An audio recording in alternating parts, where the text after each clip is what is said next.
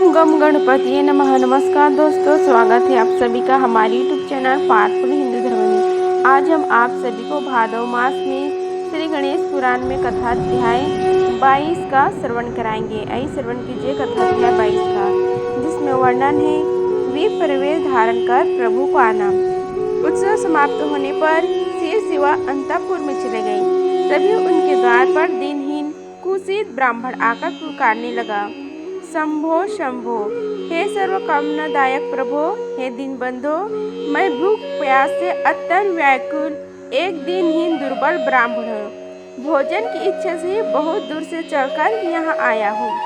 उसके सिर के केस रुक्ष उलझे हुए, नए वस्त्र मैले कुचले थे, किंतु दांत स्वच्छ और ललाट पर उज्जवल तिलक लगा था।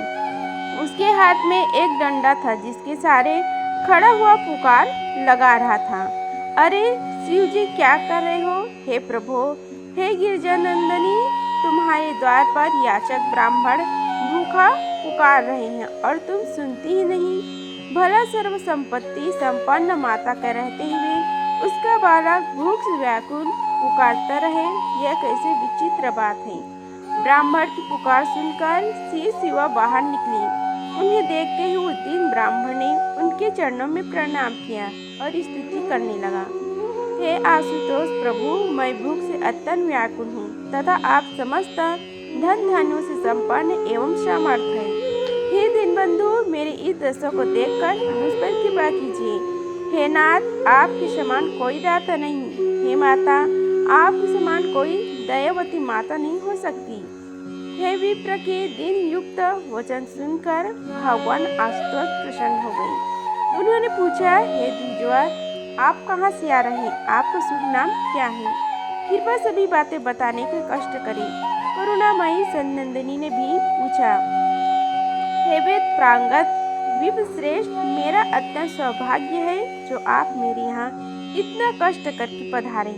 वस्तुतः आप जैसे अतिथि स्वागत सत्कार एवं सेवा की बड़ी महिमा कही गई है। ब्राह्मण ने कहा, हे माता, आप तो साक्षात वेदमयी हैं। आप मुझ सूक्ष्म सात को अन्न प्रदान कीजिए, क्योंकि मैं बहुत दूर से चलकर यहाँ आने के कारण अत्यंत थका हुआ हूँ।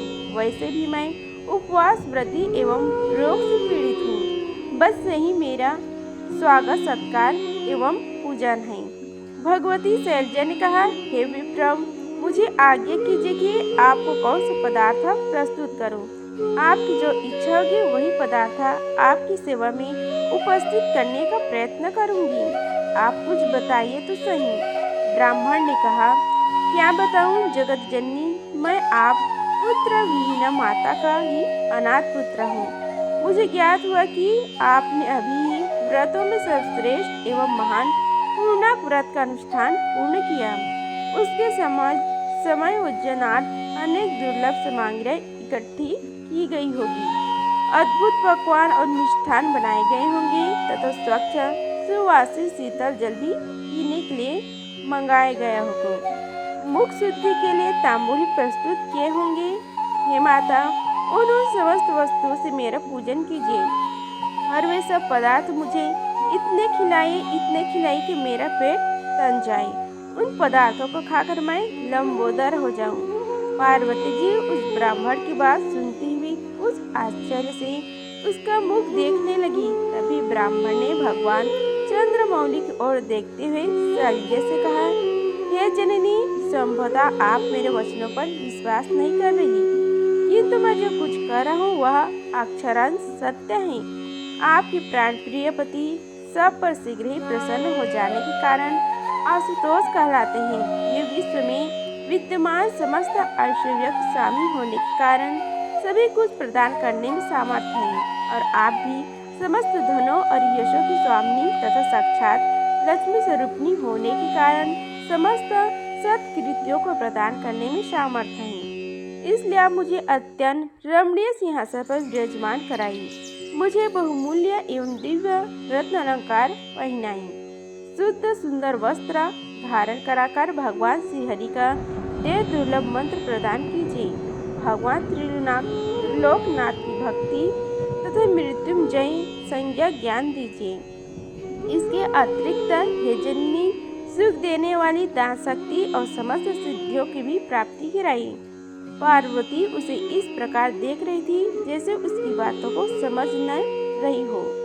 विप्र भी उनकी भाव भंगी को देखता समझता हुआ कहता चला जा रहा था, हे माता, मैं तपस्याचार्य में रत रहने और उत्तम धर्म का पालन करने वाला हूँ। मुझे जन्म मरण और रोग जरा आदि स्पर्श भी नहीं कर सकते। न ही मैं उस प्रकार के कर्मों को करूँगा जिनके करने से जन्म जरा व्याधि और मृत्यु का प्रकोप हो सकता है। अब ब्राह्मण ने जगत की असारता पर प्रकाश डाला।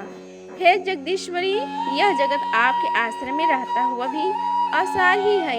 जो इसकी असारता को जान लेता है वह योग में नहीं पड़ता। मैंने जगत की यथार्थता का ज्ञान प्राप्त कर लिया, इसलिए मुझे इसके कारण भूख, काम, क्रोध, लोभ, मोह व्याप्त नहीं कर सकती। फिर आपकी कृपा होने पर तो जगत के कारण इन रूप विकारों का अस्तित्व रह नहीं सकता। हे माता, आप समस्त कर्मों का फल प्रदान करने वाली हैं। आपने स्वयं नित्य, सत्य और सनातनी होते हुए भी लोक शिक्षा के लिए तपस्याचार्य, व्रतों, उपवास और पूजन आदि कार्य संपन्न किए। और यही कारण है कि आपके अंक में गोलोकवासी पर ब्रह्म परमात्मा श्री कृष्ण प्रत्येक कल्प में प्रकट होकर क्रीड़ा किया करते हैं। शिवप्रिया भवानी कुछ कहना ही चाहती थी कि तभी वे वायुवृत, ज्ञानवृत, तेजोमय मुखमंडल वाले किंतु कृष्णकाय ब्राह्मण देवता देखते देखते अंतर्ध्यान हो गई। पार्वती जी आश्चर्य से सोच रही थी कि यह क्या हुआ। कहाँ गए वे श्रेष्ठ विप्र? उधर वह ब्राह्मण अन्य कोई नहीं, गोलोकपति जनार्दन ही थे, जो अदृश्य रूप से अंतःपुर में प्रविष्ट होकर माता पार्वती की सैया पर नवजात शिशु रूप में जा लेटी, जो अद्वितीय, सुंदर एवं दिव्य तेज से संपन्न थे। सभी दिशाएं उससे प्रकाश प्राप्त करके जगमगा रही थी तथा उनकी छटा रूप भी अद्भुत थी। उसका वर्ण चंपक के समान और तेज करोड़ों चंद्रमों के समान था। वह सुखपूर्वक देखने के योग्य और सभी की नेत्र ज्योति बढ़ाने वाला था। उसके शरीर कामदेव को भी मोहित करता था तथा मुख अनुपम और शरद के पूर्ण चंद्र को भी निंदित करने में सामर्थ्य था। उसके सुंदरतम नेत्रों की शोभा के समक्ष मनोहर कमल भी तिरस्कृत हो रहा था।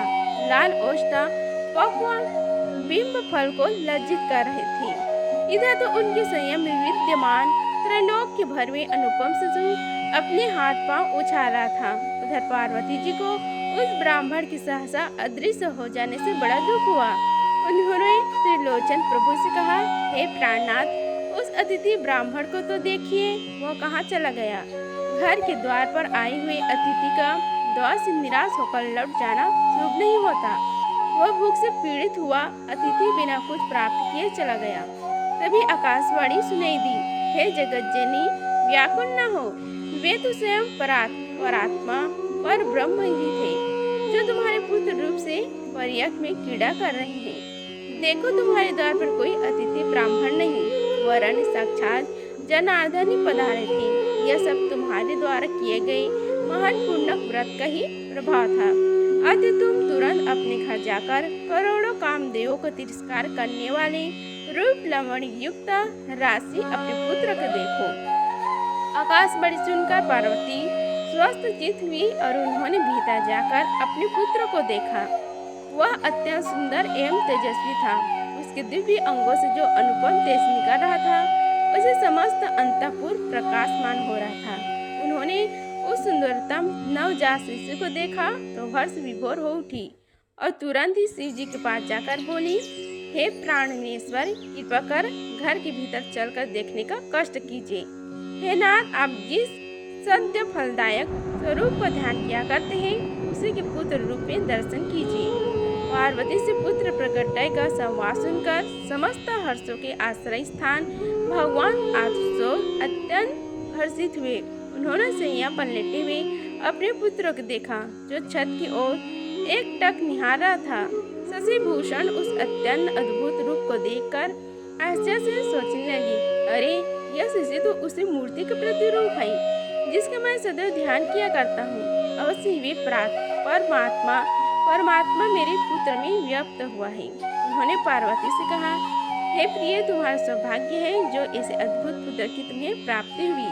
हे जगत जननी ने अपने प्राणनाथ की बात के अनुमोदन स्वरूप शिशु को तुरंत ही गोद में उठा लिया और वह उसका मुख चूमते हुए बोली, हे पुत्र, जैसे सहसा अमूल्य रत्न आदि शुभ न धन प्राप्त होने पर दरिद्र का मन प्रसन्न उठता है, उसी प्रकार तुम सनातन पुरुष रूप अमूल्य रत्न पुत्र रूप में प्राप्त होने से मेरी भी कामना पूर्ण हो गई। जैसे चिरकाल से परदेश में निवास करने वाले प्रीतम की सास घर लौट आने पर स्त्री का मन उल्लास से भर जाता है, वैसे ही मेरे मन स्थित हो रही है। इस प्रकार आनंद मग्न हुई गिरजा नंदिनी नवजात शिशु पर ब्रह्म को प्यार से अपनी गोद में खिलाने लगी तथा पुत्र स्नेह के कारण उनके स्तनों से दूध उमड़ने लगी और वे शिशु को दूध पिलाने लगी। तदुपरांत भगवान त्रिलोचन ने अत्यंत मुंदित मन से पार्वती को अपने पुत्र को ले लिया और गोद में लेटाकर खिलाने लगी। उन्होंने मन ही मन नमस्कार करके निवेदन किया, हे प्रभु, आपने मेरी चिर प्रतीक्षित साधना पूरी कर दी। आपकी इस कृपा से मैं सब प्रकार से धन्य हो गया हूँ। परंतु हे प्रभु, यह प्रार्थना है कि मैं आपके माया में विमोहित होकर कहीं आपके यथार्थ रूप को भूल न जाऊं। अब कैलाश शिखर स्थित शिव सदन के प्रांगण में पुत्र उत्पत्ति की प्रसन्नता में उत्सव मनाए जाने लगा। देवगढ़, किन्नरगढ़ और अप्सराएं ने नृत्य गायन आदि आरंभ किया। सुमधुर बाजा बजने लगी। नारियां मंगल गीत गाती हुई उस अद्भुत आयोजन में सम्मिलित हुई। भगवान शंकर ने शिशु का जात कर्म संस्कार कराया। ब्राह्मणों ने शिशु के महिमाशाली होने का बखान करते हुए चिरायु होने का आशीर्वाद दिया। तदुपरांत ब्राह्मण भोजन के पश्चात अभिलाषी दक्षिणा दी गई। वंदी जनों और भिक्षु को भी उनकी इच्छानुसार धन रत्न आदि दिए गए। हिमांचल ने अपने दौहित्र के जात कर्म संस्कार उत्सव के अवसर पर ब्राह्मणों को 1 लाख विशिष्ट रत्न, 1 सहस्त्र श्रेष्ठ गजराग, 3 लाख दिव्य तुरंग, 10 लाख कपिलाय गांव, 5 लाख स्वर्ण मुद्राएं एवं बहुत सारे हीरे मोती जौराहत बहुमूल्य रत्नालंकार एवं वस्त्र आदि प्रदान किए। उस अवसर पर भगवान विष्णु ने भी हर्ष देख में भरकर प्रमुख दिव्य मुनियों का पूजन किया और कस्तूभ मणि दान में दे दी। फिर पार्वती की पुत्र रूप में और ब्रह्म के प्रकट होने के उपलक्ष्य में उन्होंने वेद संहिता और पुराणों का पाठ कराया और अनेक मंगलिक कार्य कराए। प्रभु जी ने भी उस उत्सव में भाग लेकर ब्राह्मणों को अत्यंत दुर्लभ वस्तुएं दान की तथा नवजात शिशु को आशीर्वाद दिया। देवराज इंद्र ने भी दिव्य भरण दान दिए। फिर अन्य देवताओं, गंधर्वों, पर्वतों आदि ने भी दान में अद्भुत वस्तुएं दी। श्री और धर्मने तथा देवियों ने भी विविध पदार्थों के दान किए। इस प्रकार उस समय ब्राह्मणों को जो जो वस्तुएं दी गई उनके मूल्य का अनुमान किया जाना भी असंभव था। भगवती गायत्री, सवित्री, शारदा, रमा, ब्राह्मणी आदि ने भी दुर्लभ वस्तुएं दान किया। स्वयं माता पार्वती जी ने असीमित धन और गांव आदि पशुओं एवं वाहनों का दान कर दिया। कुबेर ने भी ब्राह्मणों को बहुत से धन प्रदान किया। इस प्रकार भगवान शंकर की यहाँ और ब्रह्म परमात्मा की पुत्र रूप में प्रकट होने पर समस्त देवताओं ने आनंद उत्सव मनाया और बालक के मंगलार्थ को जो कुछ दान आदि क्रिया की जा सकती थी वह सब की गई। सभी ने ब्राह्मणों को दान किए और फिर बालक को चिर आयु होने का आशीर्वाद दिया। ब्रह्म जी बोले, हे वत्स, तुम यथाशीघ्र यशस्वी बनो और समस्त देवताओं में प्रथम पूजा के अधिकारी हो। विष्णु ने कहा, हे शिशु, तुम चिरायु जियो, ज्ञान में अपने पिता शिव जी के समान और पराक्रम में मेरे समान हो। तुम समस्त सिद्धियों के अधीश्वर भी होगी। धर्म ने कहा, तुम सदैव धर्म में स्थित रहो। तुम्हारे द्वारा कभी कोई अधर्म कार्य न हो, वरन जो अधर्म करने वाले हो उनके विनाश में सदैव तत्पर रहो। इंद्र ने कहा, हे बालक, तुम देवताओं के सदैव रक्षक हो। विवाद उपस्थित होने पर देव पक्ष का समर्थन करो और असुरों एवं दुष्कर्मों को उत्पीड़ित करो। इस प्रकार अपनी बुद्धि के अनुसार लक्ष्मी, सरस्वती, सवित्री, शिव, हिमालय, मेनाक, पृथ्वी एवं पार्वती ने भी इस नवजात शिशु को आशीर्वाद दिया तथा उसके ऐश्वर्यवान बुद्धि एवं सिद्धि निधान विद्वान एवं पूर्णवान होने की मंगल कामना की तथा मनोहर रूप, लवण प्रसन्न, पत्नी, महान कवित्व, शक्ति धारण एवं स्मरण शक्ति की प्राप्ति कर वर प्रदान किया। फिर यह कामना व्यक्त की कि वह हरिभक्तों और सज्जनों को शरणदाता, विघ्ननाशक, धर्म के समान स्थिर, शिव के समान परम योगी, समस्त प्राणियों पर दया करने वाला, मृत्यु पर भी विजय प्राप्त करने वाला, सभी कार्यों में परम निपुण, वेद वेदांगों में पारंगत एवं सिद्ध कामियों में सिद्धदाता बने। इस प्रकार देवताओं और दिव्यों द्वारा शुभकामनाएं एवं आशीर्वाद दिए जाने के पश्चात समागत ऋषियों ने भी अनेक प्रकार के शुभ आशीर्वाद प्रदान किए। फिर सभी ब्राह्मणों भी हार्दिक रूप से शुभ आसिद्धि और वंदी जनों ने अपनी अपनी ओर से मंगल कामनाएं व्यक्त की। तदुपरांत भगवान श्रीहरि, कमलासन ब्रह्म, आशुतोष शंकर एवं अन्य समस्त देवगण यथोचित स्थान पर विराजे। मुनिजनों को भी उनके दत्तन अनुसार उच्च आसन दिए गए। इस प्रकार वहाँ अद्भुत समाज जुड़ा और सभी आनंद पूर्वक सभा की शोभा बढ़ाने लगा। इस प्रकार भादो मास में श्री गणेश पुराण में कथा अध्याय 22 का समाप्त हुआ। बोलो श्री गणेश भगवान की जय। अगर आप सभी को यह वीडियो अच्छी लगी होगी तो वीडियो को लाइक कीजिए, चैनल को सब्सक्राइब कीजिए और कमेंट बॉक्स में ओम नमः शिवाय लिखिए। धन्यवाद। मिलते हैं अगले वीडियो में, तब तक के लिए हर हर महादेव।